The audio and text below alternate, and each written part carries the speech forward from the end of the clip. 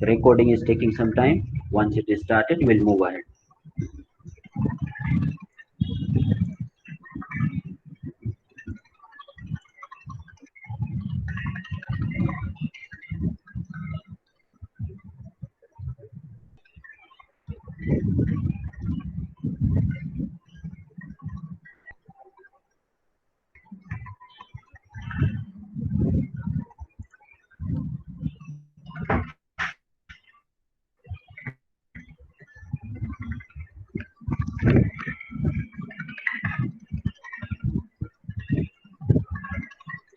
Okay, let's go to the questions now without wasting much of time. It's already been 10 minutes. So you may copy those questions or take a snap of those questions if you want to. The first three, and then you will be taking the snap of the next three. So we have got first three questions right now. We are going to solve today. Please take a snap of it, everyone, so that you won't have to refer it again and again from here.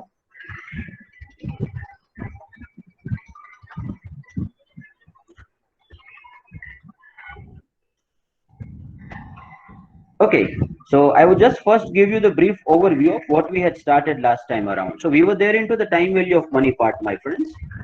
In that varieties we had covered, we had completed the future value of the single cash flows. We had seen the questions related to that. We have seen the future value of annuity, questions related to that too. Future value of deferred annuity, completed. Deferred annuity in a simple layman meaning, we understand it like there is a deferment period. The annuity starts after some time. Then there was a future value of uneven cash flows, where it was not an annuity, but during the different time periods, we had the different amounts of investments, cash inflows or outflows. It was the future value of uneven cash flow. Then present value of the single cash flow was also done last time around. And today, we would be moving to the present value of annuities. Okay, let's move ahead without wasting much of time. Question number one, I'm just taking the snap of it and will be solving it somewhere.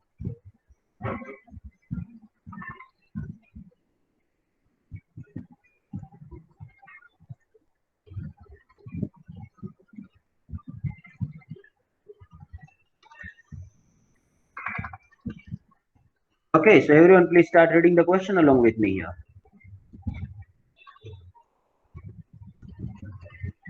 Mr. Kabir Singh purchased one hospital equipment on an installment basis such that 5,000 rupees is to be paid at the end of every month for 5 years. If the money is worth 6% per annum compounded monthly, then find the purchasing price of the equipment. So as per the details given to us, 5,000 rupees would be paid as an installment by Mr. Kabir Singh. Now that would be paid at the end of every month for how many number of years in total? 5 years. So there would be 60 installments in total, you know.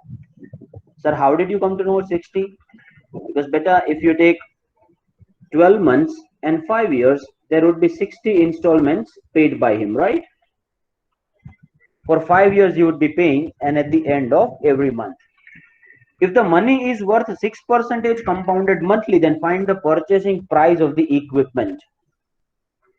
Now, my friends, purchasing price of the equipment is the present value. Now, let's assume that this entire asset is financed by the loan. So, whatever the loan amount we have taken is the purchasing price of the equipment, because there is no details of down payment given to us, right? So, entire amount is financed by the loan only. And sir, how do we find the present value of loan? Loan is taken in the present, right? So there has to be the formula of the present value of annuity. Why annuity? Because installments are going to be paid on the loan, and installments are paid on each and every month, and the amount is also fixed, that is 5,000. So that's why it's an annuity. We are supposed to find the loan amount. Sir, that's the present value. So present value of annuity formula will be applicable to us. I have already shared with you the formula chart of the present value. So this is how the chart of the formula of present value looks like. You may refer to that again. And here in this case, another thing we'll have to establish that whether the annuity is annuity ordinary or annuity due. Now, sir, it is paid at the end of every month. So if we are making the payment at the end of every month, then it's an ordinary annuity. At the end of the period, ordinary. At the beginning of the period, it's annuity due. So ordinary annuity formula will be applicable. So PV equal to, everyone would be starting along with me. You may refer that chart as well in case if you want to. I in bracket 1 minus 1 divided by 1 plus r raised to n, and that whole is to be divided by r again. Do not forget that whole is to be divided by r again. We are just simply putting everything we have got in the question. I stands for the installment amount, 5,000 there, in bracket 1 minus 1 divided by 1 plus r. So sir, r is going to be taken, is supposed to be taken monthly, right? So 1 plus r, 6% is to be divided by 12. So everyone please find the 6% divided by 12, or you may write it like this, because 6% can also be written like 0.06 to be divided by 12. So can someone tell me what do we get 0.06 divided by 12, everyone?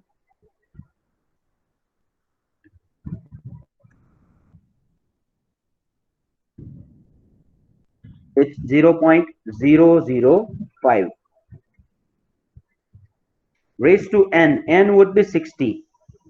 Why 60? Because the compounding is taking place on a monthly basis. Interest is charged on a monthly basis, and interest is paid on a monthly basis. Divided by r, r would be 0.005 again. Now we are just supposed to solve this question. Equal to 5,000 in bracket 1 minus 1 divided by 1.005 raised to 60 to be divided by 0.005. Now, sir, if we will be calculating it manually, then it would be problematic for us. Then what can we do is 1.005 raised to 60. You can do katke 20 multiplied by 20 multiplied by 20, because power gets added. That is a technique I have shared with you. There is one more way. You may assume this as an x, and we would be taking the logs. Say when you have such kind of the powers, then if it is difficult for you to do it on a manual basis, then assume the value of it. So let x equal to 1.005 raised to 60. So taking log on both the sides, so log x equal to, and when we take the log, the power comes into the multiplication. 60 multiplied by log of 1.005, my friends. So equal to 60 multiplied by, now we'll go to the log table, taking you to the log table. So here in the log table, sir, how do we find it? So first two digits has to be taken. Then 0 ka value needs to be checked from the table, and 5's min difference to be added. So sir, first two digits starting with 10 over here, right? 10 here. Then sir, in 10 we will be finding the value of 0 ka table. So what is 0 ka table is given to you very next to it. So sir, it's 0000. Then what is the meaning of it? How do we get the answer? Wait beta, wait karo. 5 ka min difference. So in that 0000 you will be adding 5 ka min difference, which is 21. You may check it. The 5 ka min difference is 21. So this 21 has to be added, is to be added over here in 00000. So sir, that comes at 0021. Now write it as it is. Do not forget zero. Some people would be like, sir 0000 में 21 add करूँ ना तो 21 हो जाएगा. नहीं, ऐसा नहीं करना है भैया, रुको. Please wait. 0021, that is to be added in the last two digits of 0000. So we have got 0021. Now before point you have got 1. I had told you that before point if you have got one digit, then reduce one digit from it. So your answer should start with 0.0021. Before point, how many digits? One digit. So reduce 1 from 1.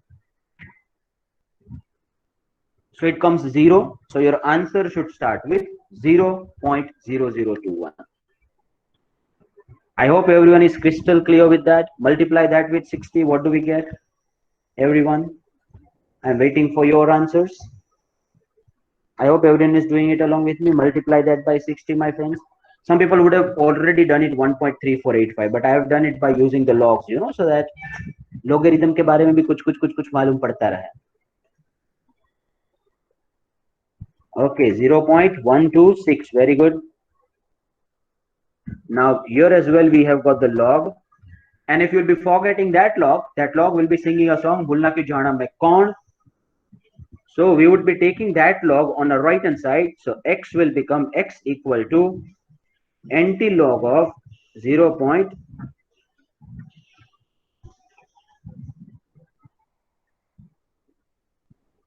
My laptop is high on the ganja.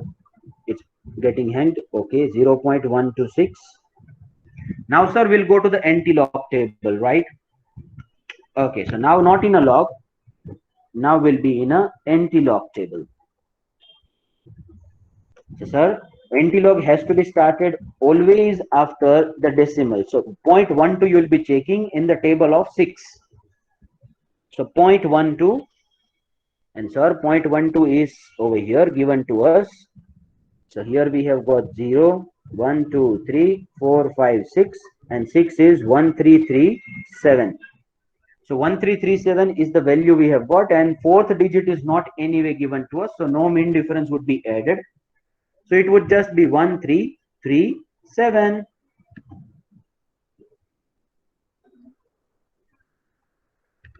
Sir, before point, what is the number? Sir, before point there is 0. In 0, 1 is to be added. While taking the logarithms, 1 was deducted.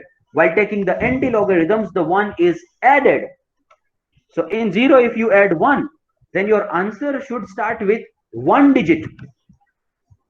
Now please put it in the back of your mind. Before point you have got 0. How do you interpret that? Whatever the number you have given, you have there, please add 1 into it, and your answer should start with that digit. So in 0, if you add 1, so it becomes 1. So your answer should start with the first digit. So 1.337. Now your actual answer would be slightly different because logarithms is little bit approximate, but that's okay, fine. So equal to 5000. Now you will be solving this, everyone, please do it. 1 minus 1 divided by 1.337 to be divided by 0.005. Now I hope everyone would be able to do it. Just give me the final answer, uninterrupted, 1 minute given to you. Very good. I must appreciate Miss Pooja there. 2,58,600 is been given by her. Everyone please cross verify that. 258,600.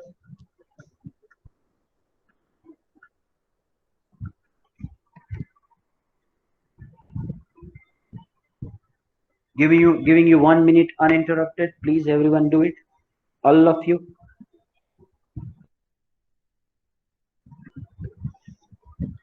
And if you have got the same answer, just kindly confirm that in a chat box.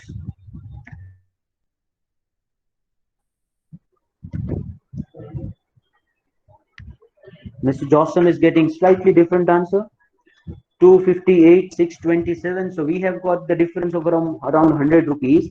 That is perfectly okay because a little bit of an up.